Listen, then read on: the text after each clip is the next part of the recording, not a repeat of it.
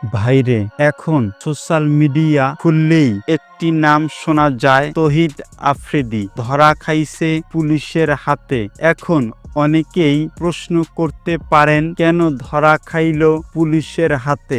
আরে ভাই, তহিদ আফ্রিদি যে কাজ করছে তা আপনিও শুনলে অবাক হয়ে যাবেন। বৈষম্য বিরোধী ছাত্র আন্দোলন চলাকালীন সময় ছাত্রদের বিরুদ্ধে অবস্থান নিয়েছিলেন এই তহিদ আফ্রিদি। এমনকি সাবেক ডিবি প্রধান হারুনের সাথে ভালো সম্পর্কের দোহাই দিয়ে চলতেন, কিন্তু হঠাৎ তার আরো কিছু অপকর্মের কথা ফাঁস হতে শুরু করেছে। তিনি ছাত্র আন্দোলন চলাকালীন সময় সরকারের পক্ষে ভিডিও বানানোর জন্য সোশ্যাল মিডিয়া কন্টেন্ট ক্রিয়েটরদের চাপ দিতেন।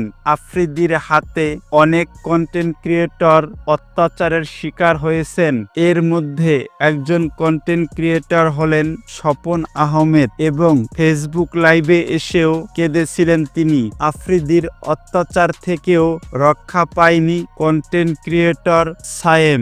এমনকি সাইবার এক্সপার্টদের ভাড়া করে বিএনপি ও জামাতের ফেসবুক পোস্ট মুছে ফেলতেন তিনি। ভাইরে, তহিদ আফ্রিদির এত কাণ্ড ঘটানোর পরও তাকে কি করা উচিত আপনারাই বলুন।